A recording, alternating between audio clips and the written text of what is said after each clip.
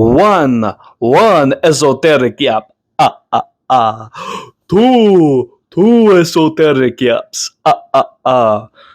Three esoteric yaps. Welcome to another episode of Esoteric Yaps with your boy, Tingry, Texas.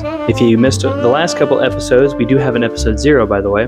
If you missed any of it, you're welcome to scroll back in the blog or check out my YouTube channel, in which if you can scroll back, you can see that, along with some of the music I've been singing, but don't worry about that. In the last episode, we talked about the veil that separates the physical and metaphysical world on that episode of Omens. This time,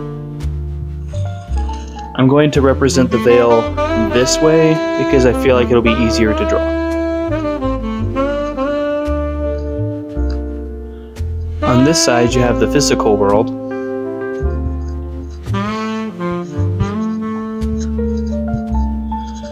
And on this side, you have the metaphysical world. Now, what is the physical and spiritual body? Well, here is you, or me, or somebody, in their physical sense. This is their body where they're doing accounting, they're running, they're playing football, they're playing baseball, they're doing backflips. Here, you have the spiritual body, which in most journals and documents that I could find, it presents itself as an orb. It can be the shape of a body. The shape is a lot more fluid because it's metaphysical. Physical and spiritual body are linked in what's called the silver cord.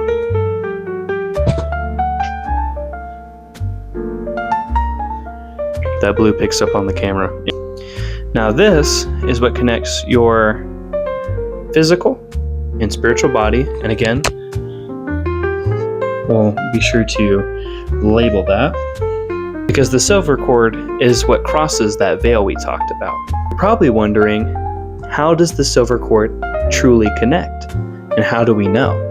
The Catholic Church happens to have what's called a statue to the pineal gland, or what's called the pinecone statue of the Vatican.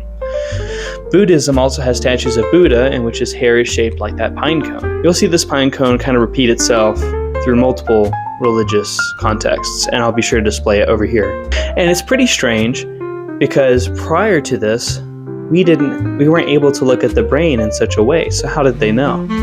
Because of spiritual insight, and now in the modern times, because of things like science and because of Robert Monroe's work to spirituality, you can now know for sure, hopefully, unless we've learned something else later, that the silver cord connects to the pineal gland of the physical body, which is how we're able to move our physical bodies. And the spiritual body is somewhere in abstraction, somewhere in the metaphysical space where our true person lies. This is what Thelemites call true will. This is what Christians call their deepest being. This is what any sort of religion would be like. This is who you are. You're more than your physical body. This is why when we die, say, you're just not great at Fortnite, you tried it in real life, and you realize you suck at it in real life too. When that silver cord breaks, this physical body dies, right? But your spiritual body still exists in metaphysical space because that is what's powering the body. Spiritual body kind of continues on. It lives on somewhere else. I'm going to draw our person back. I don't want him to lose in a game of Fortnite and that just be it. My boy can't go out that way.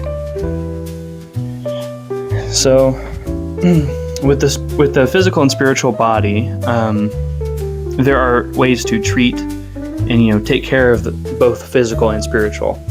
Some examples provided by my shitty drawings to help explain how we take care of both the physical and the spiritual body.